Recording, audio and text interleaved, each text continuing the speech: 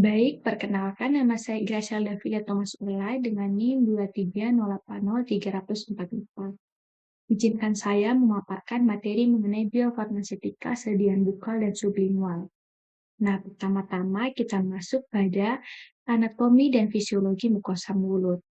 Mukosa mulut merupakan lapisan jaringan lunak yang melapisi seluruh rongga mulut yang berfungsi sebagai pelindung mekanis, sensorik, imunologis, dan tempat absorpsi beberapa obat. Nah, mukosa ini terdiri atas epitel squamosa berlapis dan jaringan ikat di bawahnya, itu lamina propria, dengan ketebalan serta sifat yang berbeda sesuai lokasi anatomi. Yang pertama, struktur epitel mukosa mulut.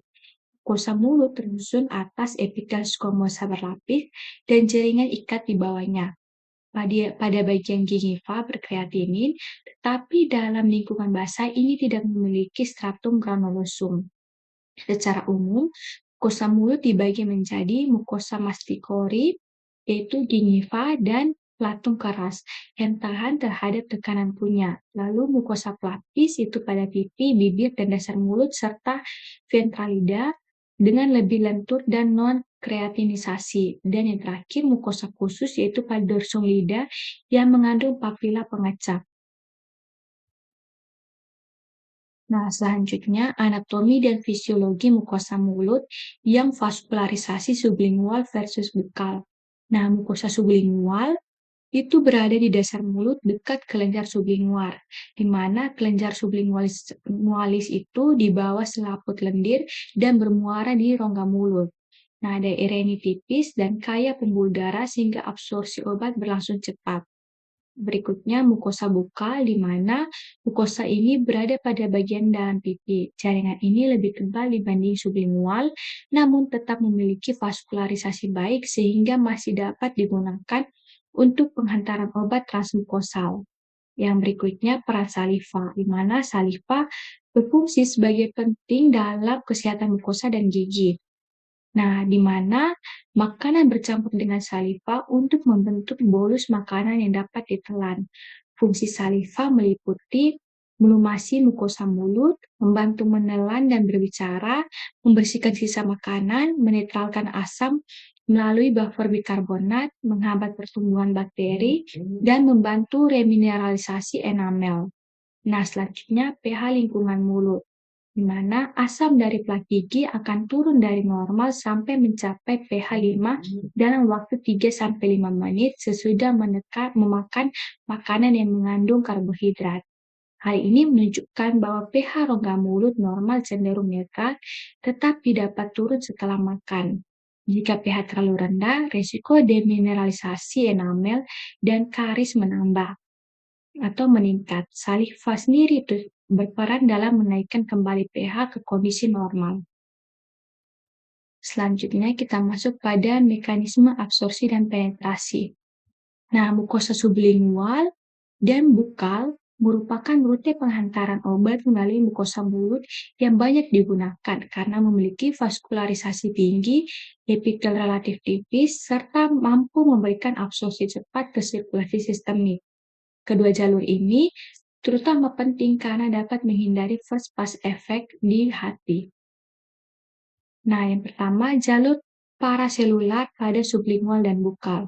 Nah, jalur ini adalah perpindahan molekul melalui ruang antar sel epitel melalui tight junction, yaitu transport ini bersifat pasif mengikuti gradien konsentrasi.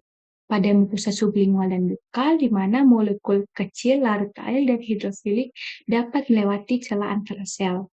Lalu mukosa sublingual memiliki epitel lebih tipis sehingga jalur ini lebih relatif dan efisien dibanding bukal. Pada mukosa bukal, epitel ini lebih tebal sehingga permeabilitas paraseluler itu menjadi lebih rendah. Selanjutnya, jalur transselular pada sublingual dan bukal. Nah, jalur ini adalah penetrasi obat melalui membran sel epitel yang berdifusi melalui sitoplasma lalu keluar dari sisi basolateral menuju masuk kepada kapiler darah. Nah, pada mukosa sublingual dan bukal, di mana menjadi jalur utama untuk obat lipofilik non-ionik, molekul membran menembus lipid sel epitel dan sel dengan difusi pasif dan obat dengan kelarutan lemak baik akan diserap lebih cepat. Nah, transport transseluler ini terjadi melalui translokasi melintasi membran apikal, difusi intraseluler, dan translokasi melalui membran sisi berlawanan. Selanjutnya, untuk penghindaran first pass metabolisme, di mana obat yang ditelan normalnya akan melalui saluran cerna menuju vena porta hepatica, lalu menuju hati dan sirkulasi sistemik. Nah, di bagian hati, sebagian obat dimetabolisme terlebih dahulu, yaitu first pass metabolisme, sehingga bioavailabilitasnya itu menjadi menurun. Namun, pada rute sublingual dan bukal, obat akan diserap melalui pembuluh darah lokal, yaitu pada sublingual dari vena lingual menuju vena jugularis dan vena cava superior. Lalu pada bukal, vena facialis atau bukalis menuju vena jugularis dan sirkulasi sistemik. Nah, karena tidak melewati vena porta terlebih dahulu, maka obat akan menghindari first pass metabolisme yang akan menghasilkan onset kerja lebih tinggi, dosis lebih kecil, dan bioavailabilitasnya itu menjadi lebih tinggi. Selanjutnya, mekanisme absorpsi dan penetrasi, di mana pada grafik ini terdapat perbedaan signifikan pada profil farmakokinetik antara sediaan oral yang ditelan dan sediaan mukosa sublingual ataupun bukal. Nah, perbedaan ini utamanya disebabkan oleh mekanisme absorpsi dan rute pemberian obat di dalam tubuh. Nah, berikut ini analisis parameter bioavailabilitasnya. Yang pertama itu ada Cmax dengan konsentrasi atau konsentrasi plasma maksimum.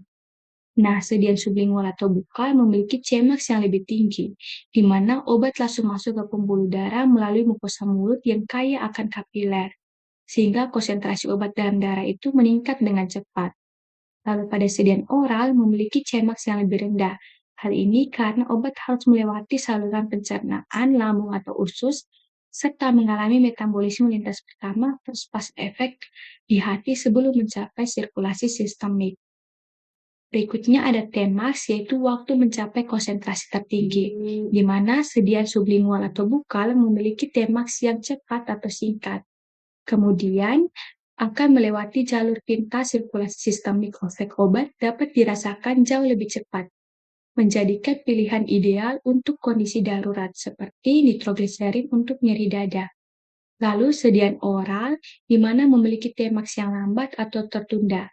Proses ini diintegrasi tablet, larutan dalam cairan lambung, dan pengosongan lambung membuat obat membutuhkan waktu lebih lama untuk mencapai kadar puncak. Lalu berikutnya ada AUC atau area under curve, yaitu total paparan obatnya, di mana sediaan sublingual atau bukal menunjukkan AUC yang lebih besar, di mana luas permukaan kurva yang lebih besar menandakan jumlah total obat yang berhasil mencapai sirkulasi sistemik atau bioavailabilitasnya yang lebih tinggi karena tidak ada obat yang hilang akibat proses metabolisme di hati.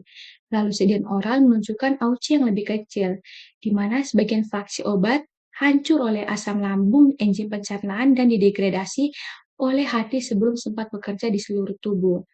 Di mana kita bisa lihat absorpsi pada sediaan oral itu lebih lambat dibanding sediaan sublingual, lalu metabolisme lintas pertamanya itu sangat tinggi, pada sediaan mukosanya itu tidak ada, pada bioavailabilitas itu lebih rendah dan sediaan sublingualnya itu lebih tinggi, dan onset kerjanya itu pada sediaan oral lambat dan sediaan mukosanya itu jadi cepat.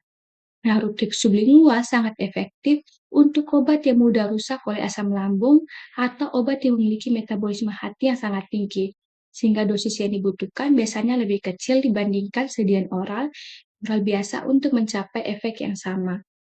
Nah, ini daftar pustaka yang saya ambil. Sekian presentasi dari saya. Terima kasih.